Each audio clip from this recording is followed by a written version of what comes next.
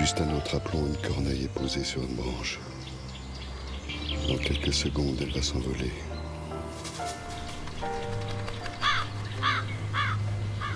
Voilà. Nous avons franchi le solstice d'été. Et pendant que d'autres célèbrent le jour le plus interminable de l'année, nous allons secrètement nous réjouir du retour des longues nuits. Salut à tous et toutes, c'est Mister Camelot.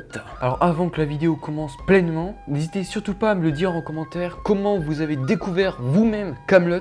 Ouais, ça m'intéresse toujours de savoir vos avis. Alors aujourd'hui, je vais vous partager mon expérience du pourquoi, du comment j'en suis arrivé à faire cette chaîne Camelot et pourquoi j'aime Camelot. Alors faut savoir que j'ai découvert Camelot il y a pas longtemps du tout en fait. Ça fait à peu près moins d'un an que j'ai découvert vraiment pleinement Camelot, mais j'ai quand même eu le temps de revisionner du livre 1 jusqu'au livre 6 au moins une bonne cinquantaine de fois. Ma passion pour Camelot est vraiment très récente. Alors en fait, j'ai découvert Camelot d'une manière vraiment très hasardeuse en fait. En fait, c'est mon frère qui m'avait fait découvrir. Voilà, il m'avait parlé de Camelot et moi je fais waouh, c'est trop cool. Et du coup, j'ai tout de suite kiffé. Et je me suis procuré le coffret Camelot que vous voyez juste ici, avec tous les DVD, les bonus et machin truc. Et après, à tête reposée, je me suis rappelé que j'avais déjà vu Camelot par le passé, mais j'étais vraiment beaucoup plus petit.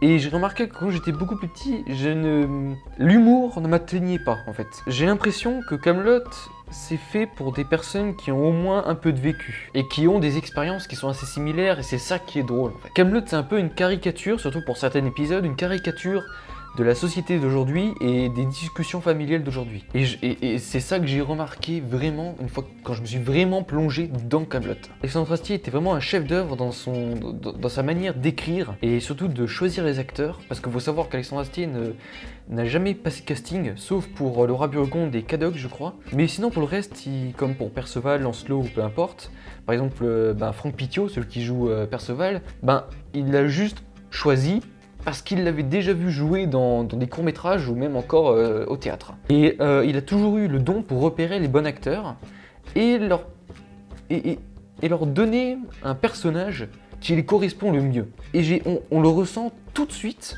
dans Camelot. Au début, j'ai regardé Camelot juste pour rigoler un bon coup, je m'intéressais pas forcément à l'histoire en tant que telle.